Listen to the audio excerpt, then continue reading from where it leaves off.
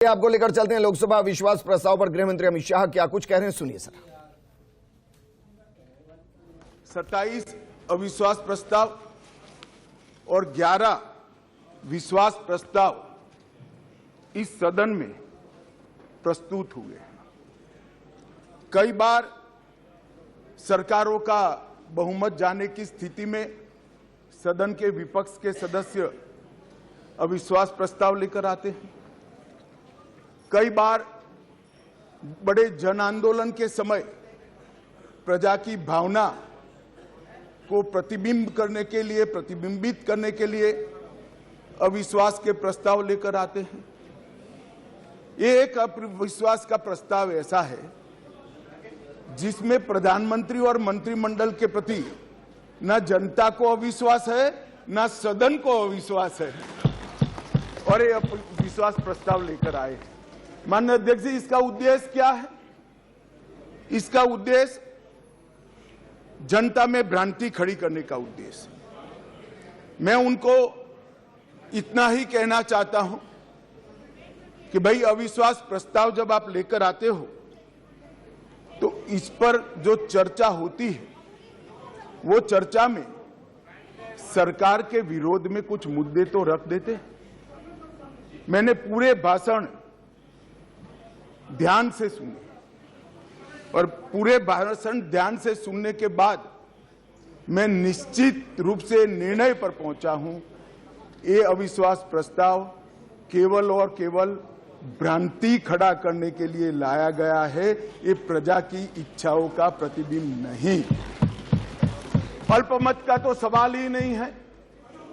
अल्पमत का सवाल इसलिए नहीं है क्योंकि जब तक जो अविश्वास के प्रस्ताव के विरोध में बोले हैं और जो समर्थन सदन का दिखाई पड़ा है, मतदान होगा तब होगा जो कराएंगे तो, परंतु जो समर्थन दिखाई पड़ा है वो बताता है कि अल्पमत का सवाल नहीं है। और जनता में भी विश्वास है मान्यवर।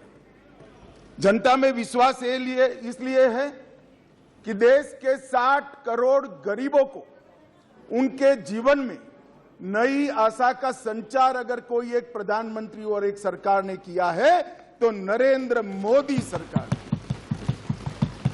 मान्यवर, मैं डिटेल बात बाद में करता हूं। मैं भी देश भर में घूमता हूं, जनता के बीच में जाता हूं। मैंने जनता के साथ कई जगह से संवाद किया है। कहीं पर भी अविश्वास की आछी पतली झलक भी नहीं दिखाई पड़ती। मैं बताता हूं दादा, बंगाल का भी बताता हूं। मान्यवर, ये सरकार, मैं इस सदन के सामने आपके माध्यम से और इस सदन के माध्यम से पूरे देश की जनता को बताना चाहता हूं और धन्यवाद भी करना चाहता हूं। आजादी के बाद कोई एक सरकार और कोई एक नेता में जनता को सबसे ज्यादा विश्वास है तो ये नरेंद्र मोदी जी की सरकार। 2/3 बहुमत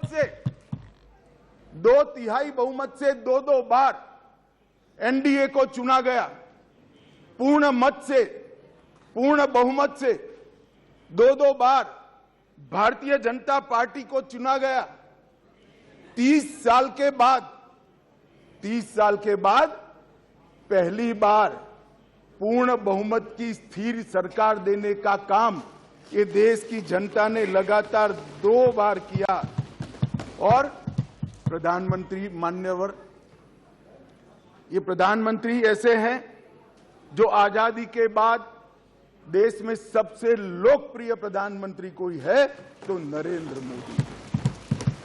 और ये मैं नहीं कहता, दुनिया भर के कई सर्वेक्षण कहते हैं आजादी के बाद सबसे ज्यादा एक भी छुट्टी लिए बगैर 24 घंटे में से 17 घंटे काम करने वाला कोई प्रधानमंत्री है तो नरेंद्र मोदी। मान्यवर, आजादी के बाद देश के हर राज्य में सबसे ज्यादा किलोमीटर और सबसे ज्यादा दिन प्रवास करने वाला कोई प्रधानमंत्री है तो नरेंद्र मोदी। मान्यवर, कोई सरकारें कई सालों तक चलती है, कई सालों तक चलती है। कांग्रेस पार्टी की सरकार 35 साल तक अक्षुण्ण रूप से चली, कई सालों तक चलते हैं।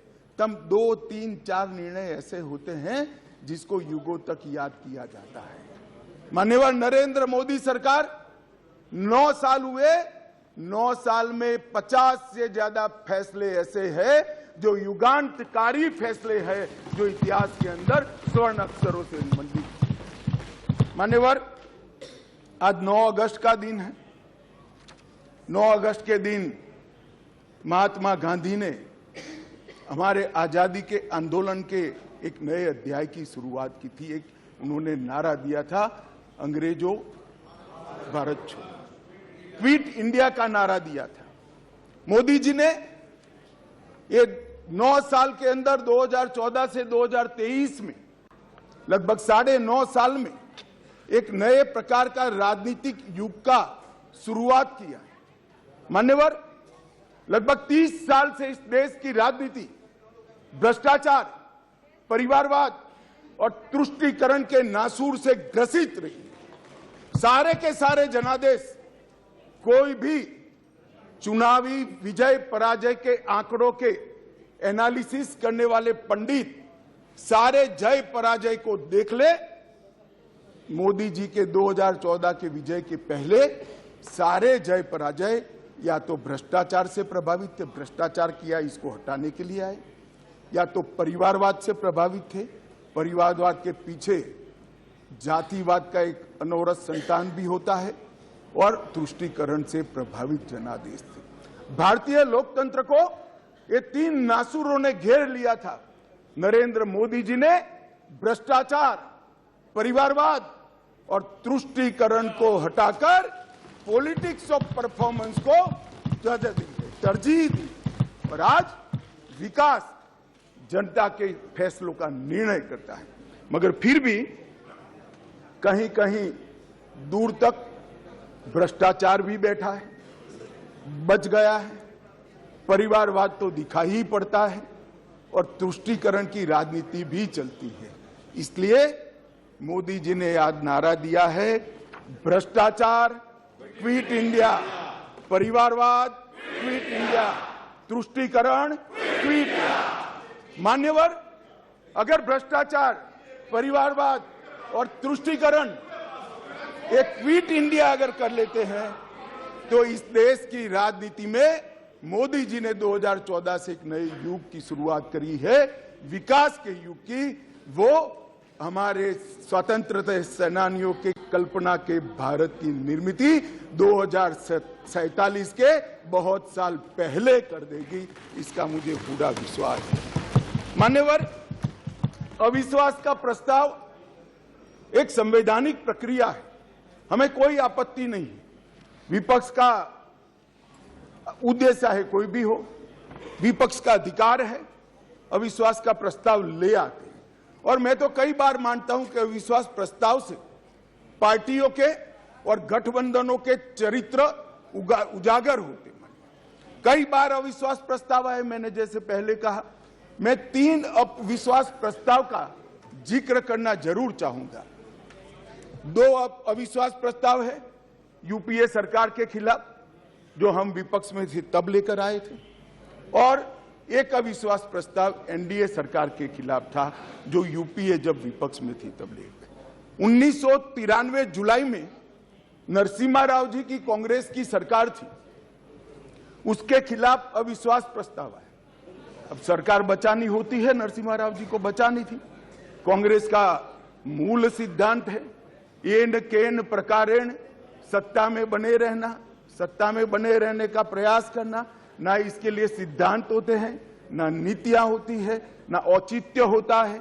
मान्यवर, नरसिम्हा राव जी की सरकार अविश्वास प्रस्ताव जीत गई, और बाद में कई लोगों को जेल की सजा हुई, स्वयं नरसिम्हा राव जी को हुई, क्योंकि झारखंड मुक्ति मोर्चा को घूस देकर अविश्वास प्रस्ताव पर विजय प्राप्त करी। आज कांग्रेस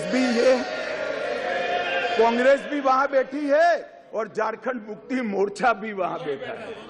मान्यवर, 2008 में मनमोहन सिंह जी विश्वास प्रस्ताव लेकर आए। विश्वास प्रस्ताव के वक्त भी एक बार यहां पर बरोबर देश में वातावरण हो गया था कि इनके पास बहुमत नहीं है, बहुमत था भी नहीं। और मान्यवर, इस सदन ने उस वक्त सबसे कलंकित घटना देखनी पड़ी। सांसदों को करोड़ों रुपए की घूस देनी पड़ी और हमारे ऑनेस्ट सांसद वो रुपया लेकर पीठ के सामने आए और कहा कि हमें संरक्षण चाहिए, हमें रुपया ऑफर किया गया और वो सरकार बचा ली। तो एक तो चरित्र है यूपीए का, सरकार के सामने अविश्वास का प्रस्ताव आए या कोई अविश्वास का प्रस्ताव न लाए, इसलिए विश्वास का प्रस्ताव वो स्वयं लाए। इसमें से बचने के लिए सारे सिद्धांत, सारा चरित्र, सारे लोकसभा के नियम कानून, हमारी परंपराएं, इसको त्याग कर येन केन प्रकारेण सत्ता को संभालना और सत्ता पर काबिज रहना। इसके सामने मान्यवर दूसरा एक उदाहरण है। 1999 में अटल जी की सरकार थी और अविश्वास प्रस्ताव आया। मान्यवर, ये जो कांग्रेस ने किया वो हम कर सकते थे, क्योंकि 93 में नरसिम्हा राव जी ने देश के सार्वजनिक जीवन को एक एग्जाम्पल पूरा कर दिया था कि सरकार ऐसे भी बचाई जा सकती है, करोड़ों रुपया देकर भी बचाई जा सकती है। हम भी कर सकते थे, मगर हमने नहीं किया। हमने नहीं किया। हमने हमारी बात रखी। देश के प्रधानमंत्री अटल जी ने इसी सीट पर बैठकर अपनी बात रखी संसदों के सामने और जो कहा कि संसद का जो फैसला है मैं सर पर चढ़ाऊंगा, हमें कोई आपत्ति नहीं। मान्यवर, सिर्फ एक वोट से सरकार गई, सिर्फ एक वोट से। क्या हम यूपीए और कांग्रेस की तरह बचा नहीं सकते थे?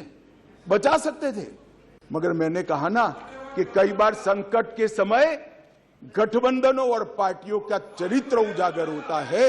यूपीए का चरित्र सत्ता बचाने के लिए भ्रष्टाचार करने का चरित्र है और भारतीय जनता पार्टी और एनडीए का चरित्र सिद्धांतों के लिए राजनीति करने का चरित्र है। मान्यवर, उस वक्त मुझे ठीक याद है, मैं संसद में नहीं था, सदस्य नहीं था, बहुत सारे सीनियर सदस्य होंगे उस वक्त। मान्यवर, एक ही वोट का फर्क था और अंत में गिरधर गोमांग के वोट को हमारे उड़ीसा के पूर्व मुख्यमंत्री उस वक्त मुख्यमंत्री से शपथ ले चुके थे और वोट डालने आए थे। वो वोट को वैलिड गिनना या न गिनना, मगर मान्यवर, आप जिस आसन पर बैठे हो इसकी भी गरिमा का एनडीए ने पालन किया था। हमने कोई दबाव नहीं बनाया। एक वोट हमारे विरुद्ध में गया, हमारी सरकार चली गई। मगर आज मैं फिर से कहना चाहता हूं गौरव गोगोई जी को, मगर जनता है जो सब देखती है, जनता है जो सब जानती है। एक वोट से हमारी सरकार गई, एक वोट से हमारी सरकार जरूर गई, परंतु अंत में क्या हुआ? बहुत बड़े बहुमत के साथ अटल जी फिर से देश के प्रधानमंत्री। मान्यवर, हमारे एनडीए का कुंबा मोदी जी के नेतृत्व में, भारतीय जनता पार्टी मोदी जी के नेतृत्व में हम देश में सिद्धांतों की राजनीति को प्रस्तावित करने के लिए राजनीति में है। येन केन प्रकारेण सत्ता को बचाने के लिए राजनीति के अंदर नहीं है। और ये दो चरित्र आज इस विश्वास प्रस्ताव पर की चर्चा के माध्यम से मैं 130 करोड़ की जनता को याद कराना चाहता हूं। एक और करोड़ों रुपया खर्च कर बहुमत खरीदने वाले लोग बैठे हैं और एक बार सिद्धांत के लिए सत्ता छोड़ने वाले लोग बैठे हैं। जनता, देश की जनता ने मान्यवर, अरे शुरुआत है, धैर्य रखो, काफी सुनना पड़ेगा। सुरेश जी, ये तो ट्रेलर है, अभी ट्रेलर है। मान्यवर, अभी बात निकली गरीब कल्याण की। हमारी साथी मंत्री अनुप्रिया जी गरीब कल्याण के सारी बातें बता रही थी। मान्यवर, गरीबी हटाओ का नारा दिया, सालों तक गरीबी हटाओ के नारे के आधार पर देश की भोली भाली गरीब जनता का विश्वास प्राप्त किया और वोट लेते रहे, जीतते रहे, गरीबी जस की तस रह गई। नरेंद्र मोदी जी ने कोई बड़े बड़े वादे नहीं किए, परंतु नरेंद्र मोदी जी के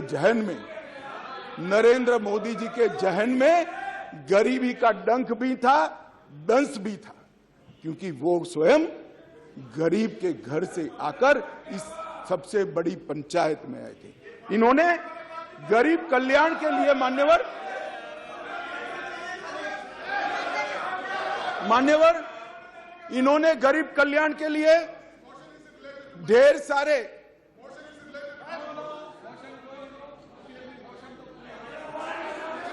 मान्यवर सुरेश जी इतने सीनियर मेंबर है, उनको अविश्वास प्रस्ताव का कैरेक्टर मालूम नहीं है। आप जब अविश्वास प्रस्ताव लेकर आते हो तो सरकार के समग्र कामकाज पर क्वेश्चन मार्क करते हो, और क्योंकि ये क्वेश्चन मार्क पॉलिटिकली मोटिवेटेड है, इसलिए मुझे सरकार के परफॉर्मेंस की चर्चा करनी पड़ेगी। मान्यवर इस देश के करोड़ों गरीबों के नसीब में जब तक मोदी जी प्रधानमंत्री नहीं बने, धुएं से भरा हुआ घर था। मोदी जी ने 9.6 करोड़ 9 करोड़ 60 लाख गरीब महिलाओं के घर में गैस का सिलेंडर भेजा और उसकी झूंपड़ी को धुएं से मुक्त कराने का काम किया। मान्यवर 11 करोड़ परिवार ऐसे थे, दुनिया में कोई विचार नहीं कर सकता। कई देशों की आबादी 11 करोड़ से आधी भी नहीं है, 5वें हिस्से की भी नहीं है, परंतु 11 करोड़ परिवार ऐसे थे जिनके पास मान्यवर शौचालय नहीं था। हर रोज वो घर की महिलाएं आहत होती थी। मान्यवर इनका दर्द 55 सालों तक ये यूपीए कांग्रेस ने नहीं जाना। नरेंद्र मोदी जी प्रधानमंत्री बने और 9 साल के अंदर 11 करोड़ 72 लाख परिवारों को शौचालय देने का काम। मान्यवर देश के बहुत बड़े तबके में और विशेषकर गरीब के घर में, दलित के घर में, आदिवासी के घर में, पिछड़े के घर में, झोंपड़पट्टी में शुद्ध पीने का पानी नहीं मिलता, फ्लोराइड युक्त पानी पीते थे, भरी जुआनी में बूढ़े हो जाते थे, बाल सफेद हो जाते थे, हड्डियां टेढ़ी हो जाती थी। मान्यवर मोदी जी ने हर घर नल के माध्यम से 12.65 लाख करोड़ मतलब 12 करोड़ 65 लाख घरों में जल से नल पहुंचाने का काम समाप्त। मान्यवर एक हमेशा बोलते हैं, अभी भी चुनाव में कहते हैं कि हम किसानों का कर्ज माफ करेंगे, किसानों का कर्ज माफ करेंगे। मान्यवर मैं पूछना चाहता हूं, 10 साल में कितना कर्ज माफ करा भाई? 4 से 14 तक आप 10 साल रहे, कितना माफ करा? 70,000 करोड़, ठीक है ना, 70,000 करोड़। इसमें से भी 35,000 करोड़ तो नीचे बाकी रह गया है, मगर चलो मान ही ले कि 70,000 करोड़ किया। हम किसी का कर्ज माफ करने में विश्वास नहीं करते हैं, उसको कर्ज ही न लेना पड़े ऐसी व्यवस्था। मान्यवर इस देश के 14.5 करोड़ किसानों को 2,40,000 करोड़ रुपया इसके बैंक अकाउंट में डाला। अब देश के किसान तय करे कि एक और 70,000 करोड़ का कर्ज की लॉलीपॉप देने वाली यूपीए सरकार और एक बार सम्मान के साथ इसके घर में सम्मान के साथ इलेक्ट्रॉनिक तरीके से 2,40,000 करोड़ भेजने। मान्यवर मैं आज और स्पष्टता करना चाहता हूं, ये रेवड़ी नहीं है, ये रेवड़ी नहीं है। हमने ये करने से पहले एक सर्वे किया कि 2.5 एकड़ से कम जिसकी जोत है वो किसान को कितना खर्चा बेसिक खेती के काम के लिए आता है, क्योंकि वो तो मजदूर रखता नहीं है, स्वयं ही बेचारा मेहनत करता है।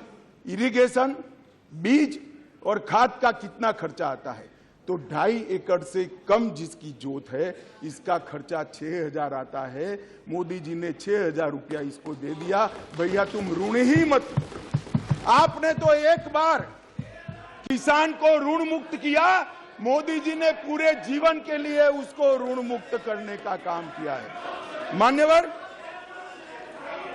मान्यवर, इस देश में 50 करोड़ लोग ऐसे थे, करीब 60 करोड़ लोग, जिनके घर में बीमारी आ जाए तो पिताजी की मृत्यु हो जाएगी इसका डर नहीं लगता था, इलाज का खर्च कितना आएगा इसका डर लगता था, और वो पूरा परिवार ऋण के बोझ के तले दब जाता था। मान्यवर, मोदी जी ने 50 करोड़ लोगों को 5 लाख तक का सारा स्वास्थ्य का खर्चा माफ कर दिया। आज देश के किसी भी गरीब के घर में बीमारी आती तो 5 लाख तक का सारा इलाज, चाहे ऑपरेशन करना हो, चाहे दवाइयां देनी हो, चाहे टेस्ट कराना हो, वहां तक कि अस्पताल से घर जाने के रिक्शा के 200 रुपया भी हम दे रहे हैं। 5 लाख रुपया हर परिवार को। मान्यवर, जब हमने बैंक का अकाउंट खोलने की जनधन योजना लेकर आए तब मजाक उड़ाया जाता था। हमारे बिहार के मुख्यमंत्री नीतीश कुमार जी ने हमारा कड़ा मजाक उड़ाया कि अकाउंट तो खोल दिया, अंदर क्या डालेगा, जरा बॉनी तो कराओ।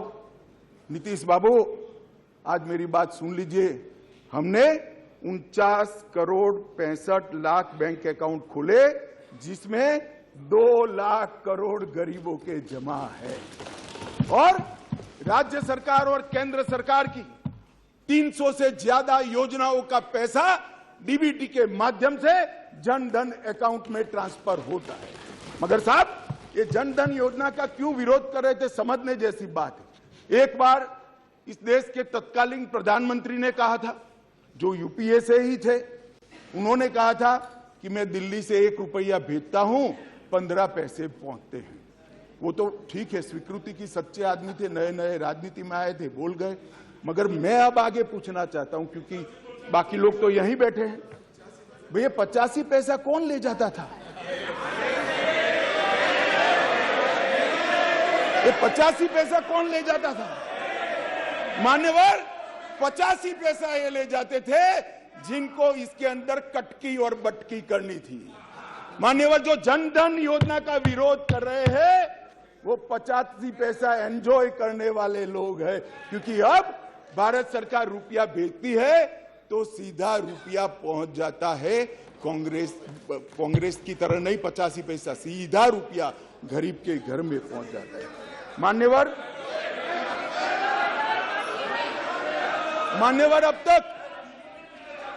अब तक जनधन योजना, भाई आप योजना तो बनाते हो, करते नहीं हो। बैठो, बताता हूं, मैं बताता हूं, बैठो ना, अरे बैठो ना। मान्यवर कह रहे डीबीटी किसने चालू किया, अब कहेंगे जीएसटी किसने चालू किया, अब कहेंगे गरीबी हटाओ किसने कहा। आपने कहा सब कुछ किया, कुछ नहीं किया हमने है। आप तो कहते ही रह गए। मान्यवर, 25 लाख करोड़ रुपया इस देश की 130 करोड़ की जनता इसको सीधा प्रसारण देख रही। मैं आपके माध्यम से देश की जनता को बताना चाहता हूं, 1 पैसे के कमीशन के बगैर, कटकी के बगैर 25 लाख करोड़ रुपया देश के गरीबों के बैंक अकाउंट में सीधा ट्रांसफर।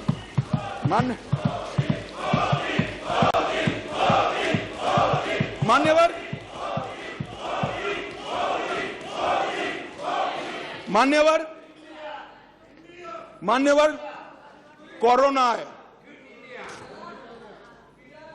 कोरोना आया, मोदी जी ने शुरुआत की पक्षापक्षी से ऊपर उठकर, संघ भावना से।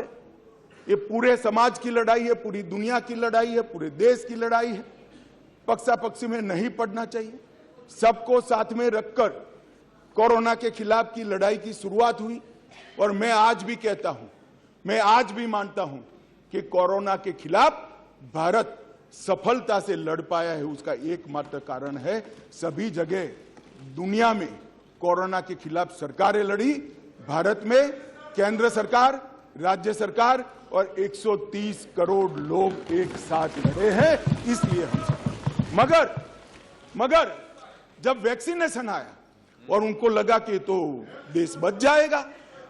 तो मोदी वैक्सीन मैं दो नेताओं को बरोबर याद है, समाजवादी पार्टी के अखिलेश जी और राहुल जी, दोनों ने कहा है तो मोदी वैक्सीन है, देखो लेना मत, टेस्टिंग भ्रांति। और मान्यवर, अब बैठ जाए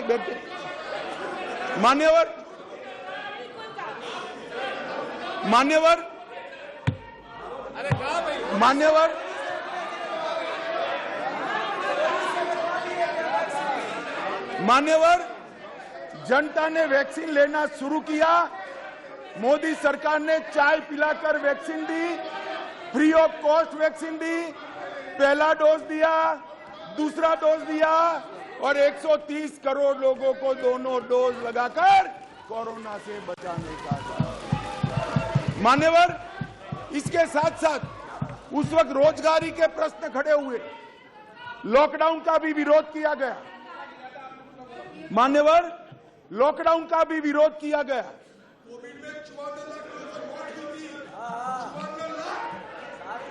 मान्यवर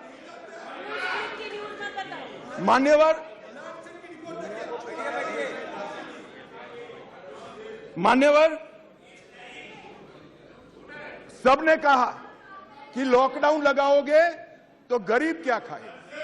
हमारे सामने दो रास्ते थे, लॉकडाउन न लगाना और पूरे देश की जनता कोरोना में फंस जाए, लाखों करोड़ों लोगों की मृत्यु हो।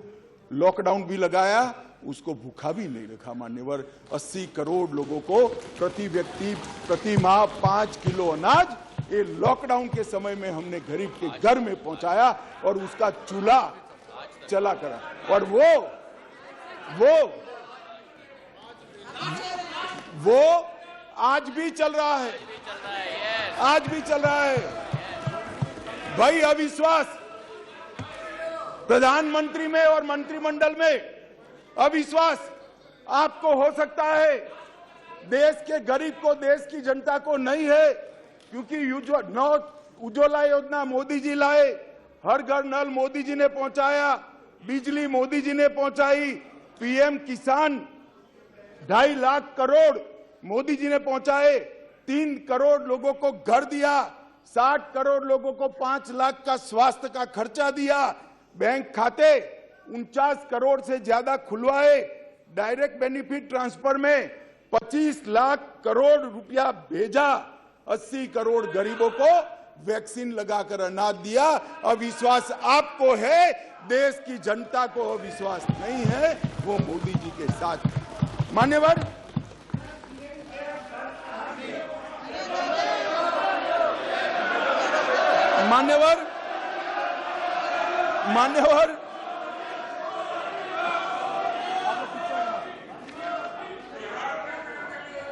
अध्यक्ष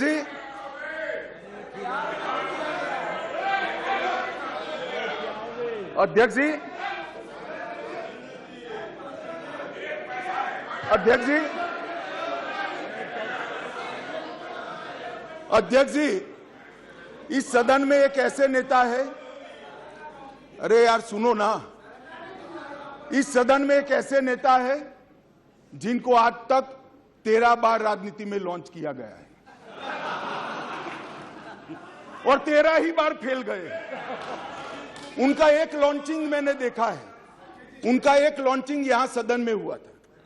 एक गरीब मां कलावती या ऐसा कुछ नाम, कलावती, बुंदेलखंड की बहन कलावती, उसके घर वो नेता भोजन करने गए और यहीं पीछे बैठकर गरीबी का बड़ा दारुण वर्णन, द्रवित हो जाए ऐसा वर्णन कर दिया। ठीक है भाई, अच्छा किया, आप इतने बड़े व्यक्ति होकर गरीब कलावती के घर पर भोजन पर गए, उसका भोजन कर लिया और इसकी वेदना को यहां वाचा दे दी। मगर बाद में इनकी सरकार 6 साल चली। मैं पूछना चाहता हूं, वो कलावती का क्या करा? वो कलावती को घर, बिजली, गैस, शौचालय, अनाज, स्वास्थ्य, ये सब देने का काम नरेंद्र मोदी ने। इसलिए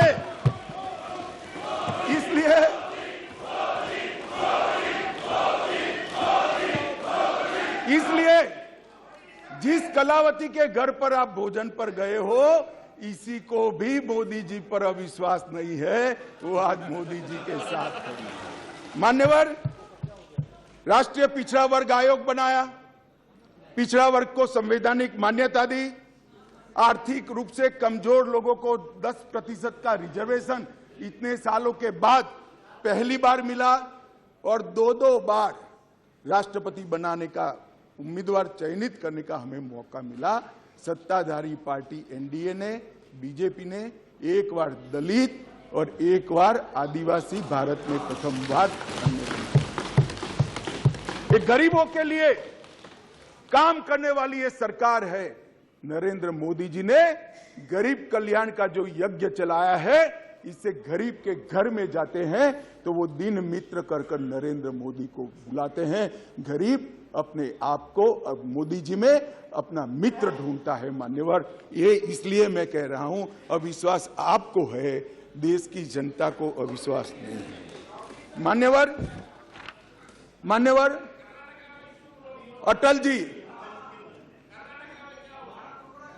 अटल जी इस देश को 11वीं अर्थव्यवस्था छोड़कर गए। अब अटल जी तो जननेता थे, ज्यादातर सांसदों की तरह कार्यकर्ता के नाते काम करते करते, आइडियोलॉजी का प्रचार करते करते देश के प्रधानमंत्री बने। 6 साल तक चलाया, 6 साल में 15वें नंबर से 11वें नंबर पर लाए, फिर एक अर्थशास्त्री प्रधानमंत्री बने, यूपीए की सरकार आई। मैं उनका धन्यवाद करना चाहता हूं कि 11वें नंबर से 12वें नंबर पर नहीं ले गए, उन्होंने 11वां नंबर संभाल कर रखा। और फिर नरेंद्र मोदी जी आए। ढेर सारे पंडित कहते थे मोदी जी देश का अर्थतंत्र कैसे संभालेंगे, मनमोहन सिंह चौपट कर गए हैं, सारे ग्राफ उल्टे हैं, सारे पैरामीटर्स आउट ऑफ कंट्रोल हैं। मगर गरीबों के घर से जन्मा हुआ ये आदमी, संघर्ष कर राजनीति में आया हुआ आदमी, सरपंच का चुनाव लड़े बगैर सफल मुख्यमंत्री बनने वाला ये आदमी नरेंद्र मोदी, इसने 9 साल में देश के अर्थतंत्र को 11वें से 5वें नंबर पर पहुंचाने का काम किया। और मान्यवर मुझे भरोसा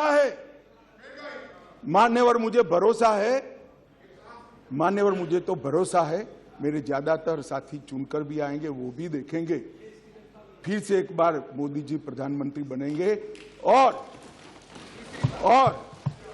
देखते देखते 2027 तक देश दुनिया का 3रा नंबर का अर्थतंत्र हमारा देश। मान्यवर, अरे मैं नहीं कहता, आईएमएफ भी कहता है, सारे सर्वेक्षण वाले विश्व भर के कहते हैं कि डार्क जोन में ब्राइट स्पॉट अगर कोई है, ब्राउन स्पॉट कोई है, तो भारत का अर्थतंत्र है ना। अभी नहीं कह सकते, बैठ जाओ, नियम आपको मालूम होना चाहिए, नियम पढ़ लीजिए, अभी नहीं कर सकते।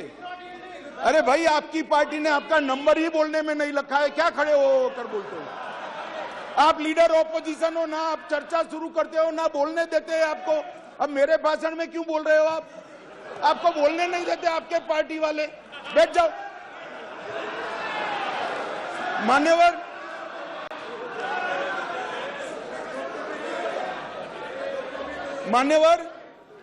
आने वाले दिनों में, आने वाले सालों में और आने वाले दशकों में दुनिया के अर्थतंत्र का, दुनिया भर के अर्थतंत्र के जो महत्वपूर्ण क्षेत्र है, वो सब में दूरदर्शितापूर्ण फैसले लेकर मोदी जी ने सटीक नीतियां बनाकर भारत को इसके अंदर एक फाउंडेशन डालने का काम समाप्त कर दिया। चाहे ग्रीन हाइड्रोजन हो, चाहे इलेक्ट्रिकल व्हीकल हो, चाहे अंतरिक्ष हो, चाहे डिफेंस का प्रोडक्शन हो, चाहे इलेक्ट्रॉनिक आइटम का मैन्युफैक्चरिंग हो, चाहे क्वांटम इंजीनियरिंग के अंदर संवर्धन और R&D करना हो, और चाहे ऑर्गेनिक फूड का बाजार खड़ा करना हो।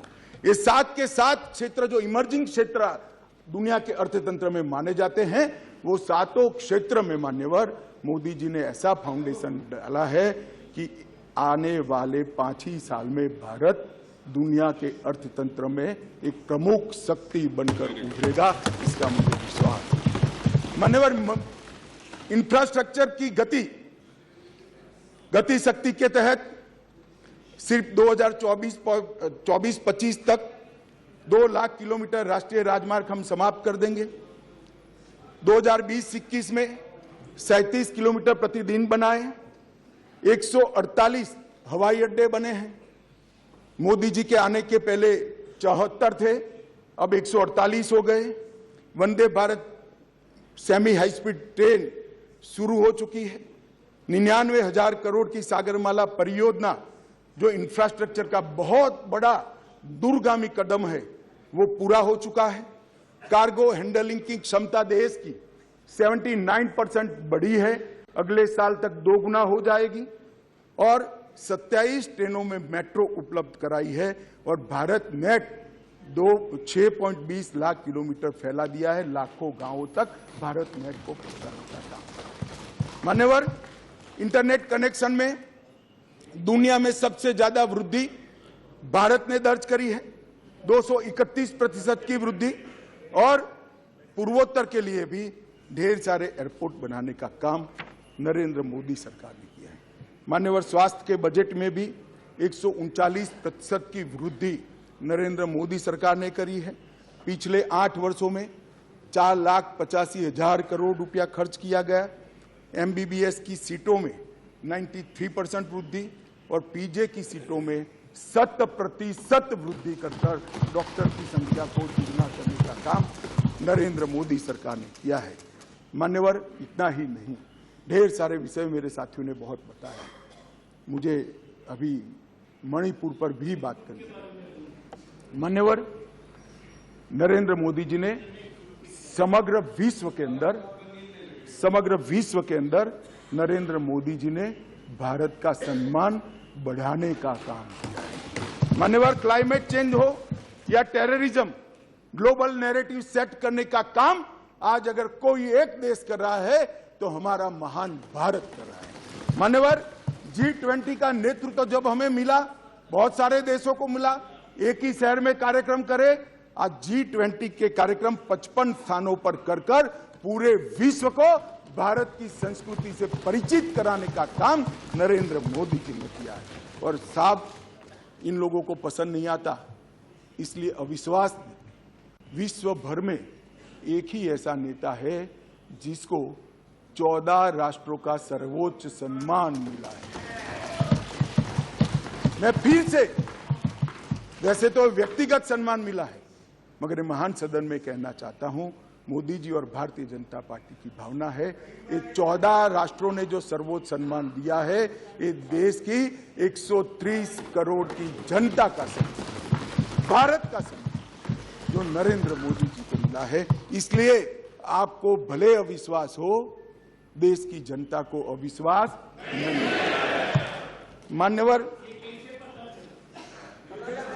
इस चुनाव में पता चल जाएगा दादा, इस चुनाव के काउंटिंग में पता चल जाएगा, और फोन करना मुझे।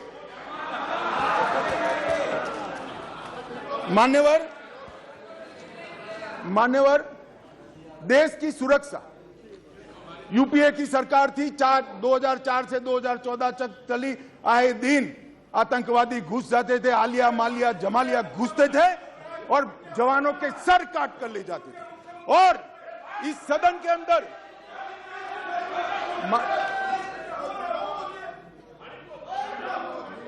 थक जाएगा, तुम मत बोलो, वो थक जाएगा, मैं नहीं थकूंगा। मान्यवर, सरहद के उस पार से आतंकवादी घुस जाते थे और जवानों के सर काट कर ले जाते थे। कोई जवाब नहीं देता था। 2 बार पाकिस्तान ने हिमाकत की, एक बार सर्जिकल स्ट्राइक और एयर स्ट्राइक, दूसरी बार एयर स्ट्राइक कर पाकिस्तान के घर में घुसकर आतंकवादियों का खात्मा करने का काम नरेंद्र मोदी। श्रीमान राजनाथ जी यहां बैठे, सीडीएस का मसला, ये भी आपका सोच था, इंप्लीमेंट हमने किया। सीडीएस का मसला कब का लटक रहा था, भटका रहा था, मोदी जी ने सीडीएस का फैसला किया, राजनाथ जी ने सभी को विश्वास में लेकर उसको पार उतारा। 2016 में सर्जिकल स्ट्राइक और एयर स्ट्राइक किया, और खरीदी के अंदर, डिफेंस के अंदर जिस प्रकार के परिवर्तन हुए मान्यवर, मैं आपको बताता हूं, जितने भी घोटाले, मैं बाद में घोटाले बताता हूं यूपीए के, जितने भी घोटाले हुए हैं, इसमें सबसे ज्यादा करप्शन रक्षा की खरीदी में हुआ। मगर मोदी जी के नेतृत्व में हमारे रक्षा मंत्री जी ने 4100 आइटमों को इंपोर्ट की नेगेटिव लिस्ट में डालकर यहां उत्पादन किया। और आत्मनिर्भर भारत की रचना कैसी होती है, इसकी नींव कैसे डाली जा सकती है, डिफेंस जैसे अति टेक्नोलॉजी वाले और स्पर्धात्मक क्षेत्र में, इसको कर नरेंद्र मोदी जी ने आज भारत का रक्षा उत्पादन न केवल भारत, कई देशों के लिए आकर्षण का केंद्र बना है, और भारत एक रक्षा के उत्पादन का प्रमुख केंद्र बना है। उत्तर प्रदेश और तमिलनाडु के अंदर 2 डिफेंस कॉरिडोर बनाए गए मान्यवर, और 22-23 में 16,000 करोड़ से ज्यादा का निकास किया गया, निर्यात किया गया। ये आंकड़ा लाखों करोड़ों में जाने वाला है मान्यवर। 4 दशकों से श्रीमती इंदिरा गांधी जी प्रधानमंत्री थी, तब से देश का सेना का जवान, चाहे सर्विंग हो चाहे रिटायर्ड हो, वो 1 पेंशन 1 रैंक 1 पेंशन की मांग करता है। सब भागते थे। भारतीय जनता पार्टी के नेता नरेंद्र मोदी जी ने सेना के सम्मान में निर्णय किया, और 42,000 करोड़ से ज्यादा राशि 1 पेंशन 1 रैंक के अंदर देने का काम। मान्यवर, दुनिया में अस्थिरता बढ़ी, चाहे यूक्रेन हो, यमन हो, चाहे कोरोना में दुनिया भर में बसते हुए हमारे भारतीय हो, 90 से ज्यादा यूक्रेन से उड़ाने कर दोनों राष्ट्राध्यक्षों से बात कर 3 दिन तक युद्ध बंद कर 23,000 भारतीयों को घर पे लाने का काम नरेंद्र मोदी से।